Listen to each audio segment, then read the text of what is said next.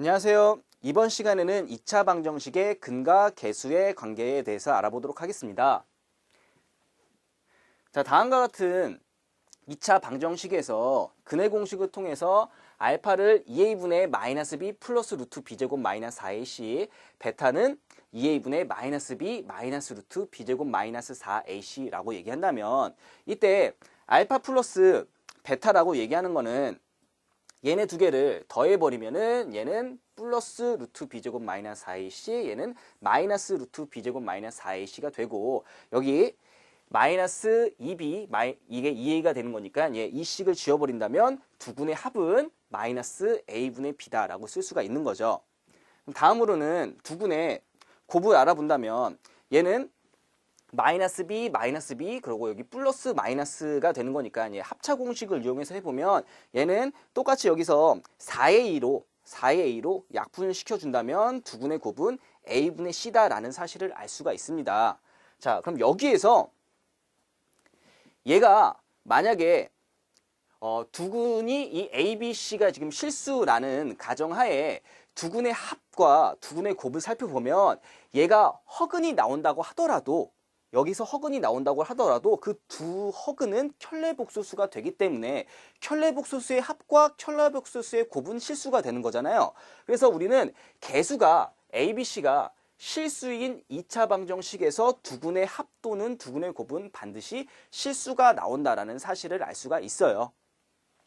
자, 다음으로는 두근의 차를 살펴보면 두근의 차는 알파하고 베타 중에서는 어떤 게 더 클지 모르니까 여기 절대값을 씌워주시고요. 마찬가지 방식으로 얘를 그냥 빼줘 봤어요. 뺏어서 정리를 해줬더니 얘는 절대값 a분의 루트 b제곱 마이너스 4ac로 나오더라 라는 사실을 알 수가 있습니다. 자, 다음으로는 이 2차 방정식의 근과 계수의 관계를 이번에는 항등식을 이용해서 유도해 보도록 하겠습니다. 그러면 이 두근이 알파, 베타라고 얘기했으니까 얘를 x-알파, x-베타라고 이제 쓸 수가 있겠죠. 그래서 얘를 전개를 해보면 a가 0이 아니니까 얘 a로 나눴을 때 이런 식으로 이제 쓸 수가 있겠죠. 근데 얘를 전개해보면 x제곱 마이너스 알파 플러스 베타 x 플러스 알파 베타라고 쓸 수 있는데, 이 좌변하고 우변은 어차피 같은 식인 거니까 이 마이너스 알파 플러스 베타랑 요 a분의 b가 같게 되고 요 알파 베타랑 요 a분의 c가 같게 될 수밖에 없겠죠. 자, 그래서 두근의 합은 마이너스 a분의 b가 되고 두근의 곱은 a분의 c가 될 수 있더라 라는 거예요. 자, 다음으로 차 같은 경우에는 절대값 알파 마이너스 베타 같은 경우에는 우리가 루트 제곱이 절대값하고 똑같잖아요. 그래서 얘를 이제 변형시켜주고 알파 마이너스 베타 제곱이라는 건 전개하면 알파 플러스 베타 제곱 마이너스 4알파 베타랑 같게 되니까 얘를 변형시켜준다라고 한다면, 그래서 얘를 계산해주면 얘의 값은 절대값 a분의 루트 b제곱 마이너스 4ac가 되더라. 자, 그러면 다음에 이제 문제를 살펴본다면 다음과 같은 2차 방정식 두근을 알파, 베타라고 얘기했을 때 이와 같은 값을 구하시오 라고 나왔어요.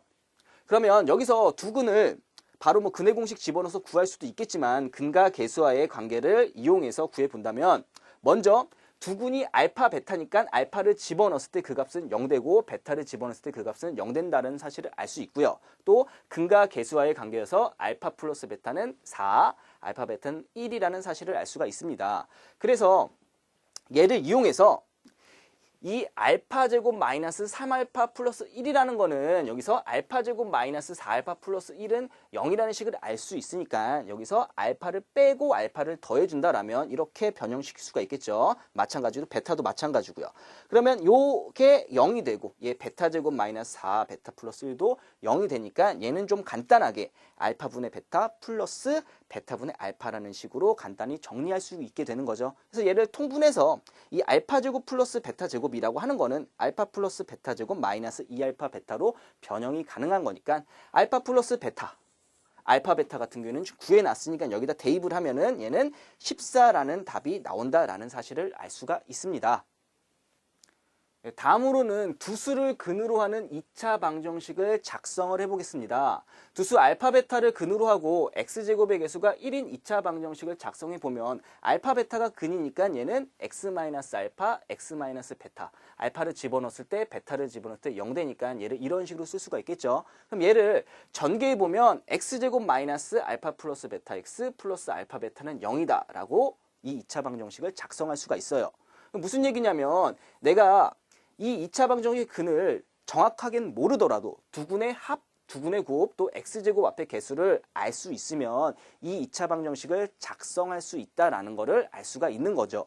그럼 문제를 보면 2차 방정식의 두근을 알파 베타라고 얘기했을 때 x제곱의 개수가 1이고 두근이 알파 플러스 1, 베타 플러스 1인 2차 방정식을 나타내라 라는 문제가 있어요. 그러면 얘를 두 가지 방식으로 풀어볼 건데요. 첫 번째는 두근의 합이 1이고 두근의 곱이 2라는 사실을 근과 계수의 관계로서 알 수가 있겠죠. 그럼 여기서 두근이 알파 플러스 1, 베타 플러스 1이라고 얘기했으니까 두근을 더한다면 얘는 3이 되는 거고요. 두근을 곱했을 때 얘를 정리한 다음에 알파 베타, 알파 플러스 베타에다가 집어넣으면 얘가 4가 나온다는 사실을 알 수 있어요. 그럼 x제곱 앞에 개수가 1이고 또 두근의 합이 3이고 두근의 곱이 4가 되는 거니까 얘는 x제곱 마이너스 3x 플러스 4는 0이라는 2차 방정식을 작성할 수 있게 되는 거죠. 그럼 다음으로는 좀 다른 방식으로 좀 풀어볼게요. 얘가 근이 알파라고 얘기를 했으니까 알파를 집어넣었을 때 알파 제곱 마이너스 알파 플러스 2는 0이 된다는 사실, 베타를 집어넣었을 때 베타 제곱 마이너스 베타 플러스 2는 0이 된다는 사실을 알 수 있어요. 이때 얘 알파 플러스 1, 베타 플러스 1이 근이니까 얘도 알파 플러스 1을 집어넣었을 때 0이 되는, 베타 플러스 1을 집어넣었을 때 0이 되는 그 식의 구조를 알면 얘 값을 구할 수가 있게 되는 거죠. 그래서 얘가 x-1의 제곱 마이너스 x-1 플러스 2는 0꼴로 쓴다라고 한다면 이 x 자리에다가 알파 플러스 1을 대입하면 결국 요 알파 제곱 마이너스 알파 플러스 2는 0꼴이 나오는 거죠. 마찬가지로 이 x 자리에다가 이 베타 플러스 1을 집어넣는다면 베타 제곱 마이너스 베타 플러스 2는 0꼴이 나오는 거니까 이 주어진 이 2차 방정식의 두근을 알파 플러스 1, 베타 플러스 1이다 라고 얘기할 수가 있는 거죠. 그래서 얘를 전개한 식이 x제곱 마이너스 3x 플러스 4는 0이다 라고 얘기할 수가 있는 거예요. 어차피 답은 똑같이 나오게 되는 거죠. 이렇게 두 가지 방식으로 문제풀이를 할 수가 있습니다. 자, 다음은 2차식의 인수분해인데요. 자, 2차 방정식의 두근을 알파 베타라고 한다면 두근의 합이 마이너스 a분의 b, 두근의 곱이 a분의 c가 되므로 얘를 인수분해를 한다면 a로 묶어주고 a분의 b가 어차피 a분의 b가 마이너스 알파 플러스 베타니까 써주시고 a분의 c는 알파 베타니까 알파 베타를 써줬어요. 그래서 얘는 x 마이너스 알파, x 마이너스 베타로 인수분해가 된다라는 사실을 알 수가 있는데요. 우리가 2차 방정식의 근은 복소수의 범위에서 근의 공식으로 다 구할 수가 있다라고 얘기한 거죠. 그래서 어떠한 근이라도 우리는 구할 수가 있기 때문에 그 근만 안다면 이런 식으로 인수분해를 할 수가 있게 되는 거예요.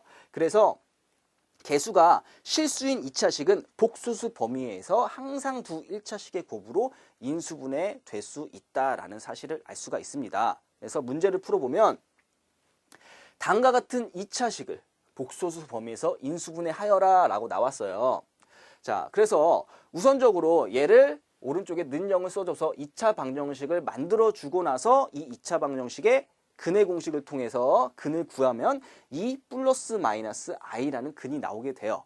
그러면 얘는 2 플러스 i를 집어넣었을 때 또 2 마이너스 i를 집어넣었을 때 0이 되게끔 해서 식을 만들어준다면 이와 같이 인수분해를 할 수가 있다라는 사실을 알 수가 있습니다. 그래서 우리는 모든 2차식을 얘를 2차 방정식으로 바꿔줘서 근의 공식을 통해서 근의 값을 알면 모든 2차식은 두 1차식의 곱으로 인수분해가 된다라는 사실을 알 수 있게 되는 거예요.